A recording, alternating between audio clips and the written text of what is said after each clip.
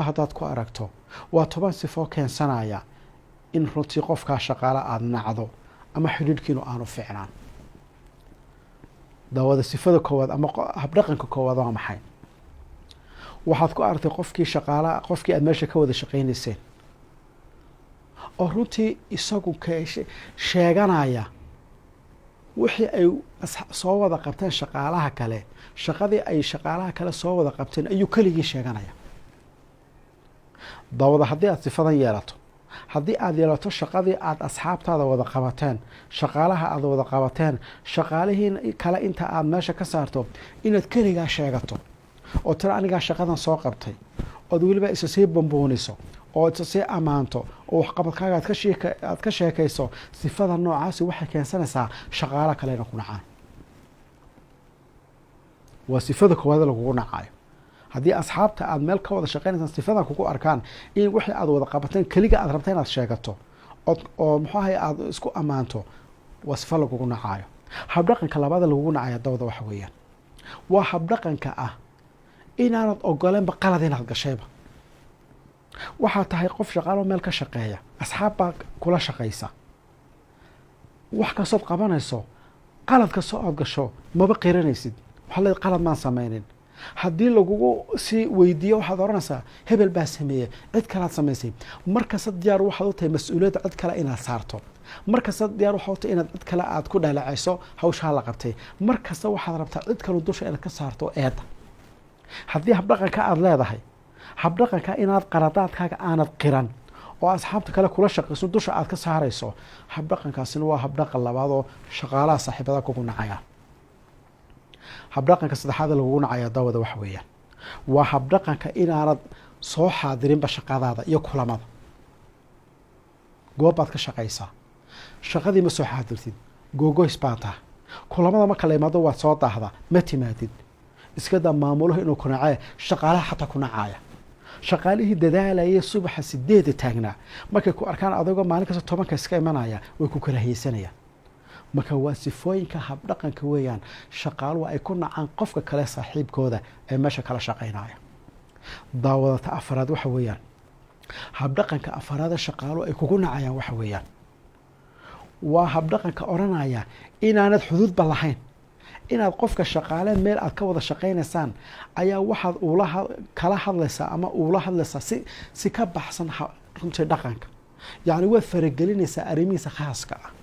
qofkii shaqaalaha saaxiibkaa kula shaqaynayay waad wada sheekaysanaysaan, laakiinse arrimaha u khaaska inaad farageliso ood kaftanka ku badiso oo waxaan laga hadli karinoo runtii ay had in laga aamuso adigu aad kasii hadasho ood farfarayso kolba wuxuu ka shaqaynayo ood runtii khusuusiyaadkiisa gaarka kasii hadasho, aqriga qofku ku nacaya. yani waa saaxiibka goobaad ka wada shaqaysaan, laakiinse xuduud baa idin dhexaysa xagga hadalka, xuduud baa idin kala leedihiin. haddii wax isaga u qarsoonaa oo khaas u ahaa aad badka soo dhigto ood weliba kaftan ka dhigto oo shaqaalihii kala maqlaan, qofkaasi karaahiya kuu qaadaya. weliba hadday arrintaasi dabeecadi kaa noqoto, shaqaalu wada ogaada inaad tahay qofaan xuduudba lahaynba oo qof kasta iskala sheekaysanaya oo wax kasta ku hadlaya oo waxba qarinayn, qof kasta wuu kaa gaabsanaya. habdhaqankaasina waa habdhaqan runtii aanay runtii muxuu ahay jeclayn, shaqaaluhu aanay jeclayn. habdhaqanka kaa ku sii xiga ee shanaadi daawada waxa weeyaan ee haddii ay shaqaalaha asxaabtaada goobtaad ka washaan kugu arkaan aanay kugula shaqayn karin waxa weeyaan inaad tahay namiimiye. markasta shaqaalaha aada la joogto ayaad wax ka sheegaysaa, shaqaalahaad hadalka u kala qaadaysa, shaqaalahaad maamulaha ku diraysa. maamulaha markaad u tirto waxaad uga sheekeynaysaa shaqaalihii kale ayaad uga sheekeynaysaa, qofka saxantiisa ka kale u geynaysa. sifada noocaasana waa sifooyinka haddii aad yeelato shaqaalo aad isku nacaysaan, hadhowna keensanaya in layska kaa ilaaliyo, in la ihahdo hadalku kaa qaadaya maamuluhu u geynaya iska ilaaliya, ama hebel kale u geynaya. waa sifooyinka aan la jeclayn.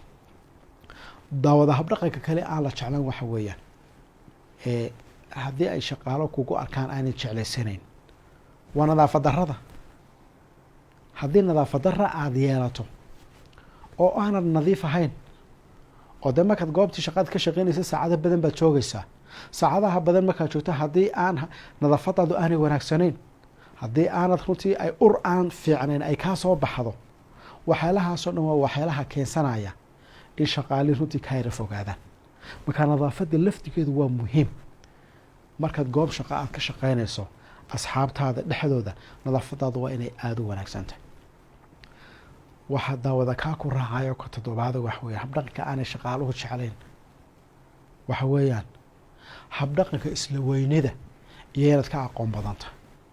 inaad shaqaalaagii u tusto inaad ka aqoon badan tahay, inaad ka xirfad badan tahay, inaad ka sarrayso. haddii ay shaqaalaagu arrintaa habdhaqanka ay kugu arkaan oo aad kula dhaqanto waa lagu nacaya.